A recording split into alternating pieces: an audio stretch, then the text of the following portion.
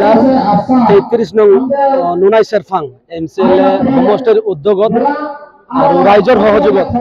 ইয়াতে আমাৰ আজি অৰৰাজুলি চাহ বাগিচাত ইয়াতে আমাৰ যোগদান সভা হৈছে আৰু ইয়াতে আপোনালোকে চাইছে বিপুল ৰাইজে ইয়াতে সমাগম হৈছে আৰু জয় ভাৰত পাৰ্টিক যি সঁহাৰি জনাইছে ইতিমধ্যে আমাৰ 100 জনৰ ওপৰত যোগদান কৰিবলৈ সাজু হৈ আছে। এতিয়া যোগদান কাৰ্যসূচী আমাৰ আৰম্ভ হ'ব আৰু এই যোগদান কাৰ্যসূচীত আপোনালোকে চাইছে কিমান মানুহ সমাগম হৈছে আৰু ইয়াতে গম পোৱা যায় যে জয় ভাৰত পাৰ্টিক ৰাইজে কেনেকুৱা ধৰণৰ আকলি লৈছে। আগন্তুক যি BTR ইলেকশ্যনত আমি প্ৰত্যেকটা জেগাতে আমি জয় ভাৰত পাৰ্টি আমি প্ৰতিদ্বন্দ্বিতা কৰিম, আমি প্ৰাৰ্থী প্ৰদান কৰিম আৰু আমি যে বহুত সিট যে আমি ইয়াতে পাম এইটো নিশ্চিত হৈছো। আৰু ইতিমধ্যে এছেম্বলি ইলেকশ্যন যি আহি আছে 2026 চনত তাতো আমি অসমত বিভিন্ন জায়গাত আমি প্ৰাৰ্থিত্ব প্ৰদান কৰিম আৰু আমি যে বিভিন্ন জায়গাত যে আমি প্ৰাৰ্থী প্ৰদান কৰাৰ পিছত যে আমি জয় হৈ ওলাই আহিম সেইটো আমি নিশ্চিত হৈছো। কাৰণ আজি বিজেপি চৰকাৰৰ শাসন কালত আজি চাহ শ্ৰমিকসকলৰ ওপৰত যি সামাজিকভাৱে ৰাজনৈতিকভাৱে যি শোষণ চলাই আছে, আজি চাহ শ্ৰমিক ৰাইজে আজি অতিষ্ঠ হৈছে বিজেপিৰ হৈ পেলাই। আজি চাওক ইয়াতে ওদালগুৰি জিলাতে আজি চন্দনা চাহ বাগিচা আজি 3 মাহ হল তাতে বন্ধ হৈ আছে, কিন্তু আজি আমাৰে আদিবাসীৰ পৰা বিলংস কৰা ৰূপেশ গোৱালা ডাঙৰীয়া তেওঁ নিজে শ্ৰমিক মন্ত্ৰী হয়, কিন্তু তেওঁ কোনো ধৰণৰ ইয়াতে ইনিচিয়েটিভ হাতত লোৱা নাই আৰু এই চন্দনা বাগানৰ লগতে অসমত বিভিন্ন জায়গাত আজি বাগান বন্ধ হবলৈ গৈ আছে আৰু আমাৰ চাহ শ্ৰমিকসকলে মানে যি বিপদত পৰি আছে তাতে কিন্তু কোনো ধৰণৰ তেওঁলোকে কোনো ইনিচিয়েটিভ হাতত লোৱা নাই। গতিকে আগন্তুক দিনত যে ৰূপেশ গোৱালাৰ লগতে আদিবাসী যি বিজেপি দলত যি প্ৰতিনিধি কৰি আছে MLA সকল আজি গোটেই সকল প্ৰতিনিধি যে আজি আদিবাসী গাঁৱত বা আদিবাসী এৰিয়াত যে প্ৰত্যাহ্বানৰ সন্মুখীন হ'ব এইটো নিশ্চিত। আৰু আজি বিজেপিৰ হৈ যিমানে চাহ শ্ৰমিক হৈ পেলাই যিমানে প্ৰতিনিধি কৰা যিমানে MLA বিলাকে খেলিব যাব গোটেই সকল আজি বিপুল ভোটত তেওঁলোকে হাৰিব বুলি মই এটা বিশ্বাস আৰু চাহ শ্ৰমিক ৰাইজে বিজেপিক কোনো পধ্যে মানে বিশ্বাস নকৰে, কাৰণ বিজেপি চৰকাৰ চাহ শ্ৰমিকসকলৰ ওপৰত বা আদিবাসী বা চাহ জনগোষ্ঠীৰ ওপৰত তেওঁলোকে একেবাৰে বিশ্বাসঘাতক কৰিছে। কাৰণ চাওক ইতিমধ্যে বিজেপি চৰকাৰে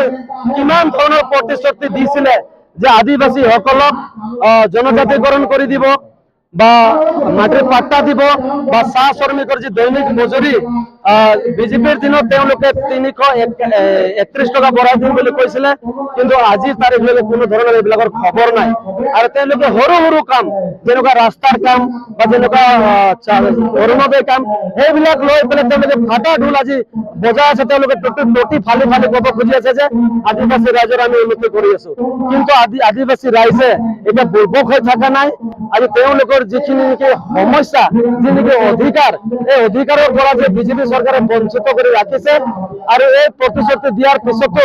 আজি নিশা প্ৰলোভন দি আমি কাম কৰা নাই, ইয়াৰ কিন্তু পৰিণাম ভুগিব লাগিব এবাৰ বিজেপি চৰকাৰে। আৰু যি অসমৰ মুখ্যমন্ত্ৰী যি ডাঙৰ ডাঙৰ লেকচাৰ মাৰে এটা সময়ত কৈছিলে যি আপোনাৰ তিনিচুকীয়া জিলাৰ যি বৰডুমচা আদিবাসী মহাসভাত কৈছিলে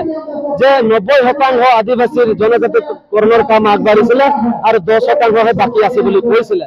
কিন্তু আজি চাওক আজি ইমান দিনে হৈ গ'ল, আজি 10 বছৰ হৈ গ'ল, আজিলৈকে 10% কাম তেওঁৰ হোৱা নাই। গতিকে আমি এই জয় ভাৰত পাৰ্টিৰ হৈ গোটেই বস্তু আমি চাই আছো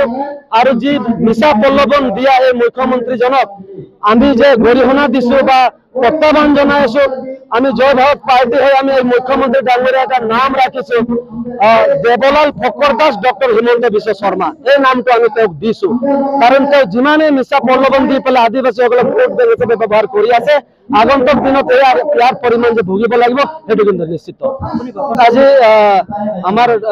অসমৰ মুখ্যমন্ত্ৰী ডাঙৰীয়াৰ যি ধৰ্মপত্নী ৰিণিকী ভূঞা তেওঁ আপাৰ আসামত তেওঁ বহুকেইটা বাগান কিনাৰ অভিযোগ উঠিছে